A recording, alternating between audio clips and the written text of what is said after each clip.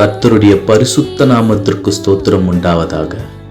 இயேசுவானவர் யூத குலத்தில் தோன்றிய ராஜாதி ராஜா, பரலோக ராஜா, மனித வரலாற்றை இரண்டாக பிரித்த அவதார ராஜா, ரட்சிப்பை அருளும் ராஜா, விண்ணையும் மண்ணையும் ஒரே நேரத்தில் ஆளும் பிரபஞ்ச ராஜா, சமாதான ராஜா, அன்பின் ராஜா, பாதாளத்தை வென்ற ராஜா, பரிசுத்த ராஜா, சாந்த குணமுள்ள ராஜா, சமாதானத்தின் ராஜா, அதிசயமான ராஜா, பாவமே செய்யாத ராஜா, பாவிகளை ரட்சிக்க வந்த ராஜா, என்றென்றும் ஆளும் நித்திய ராஜா. ஆமென்.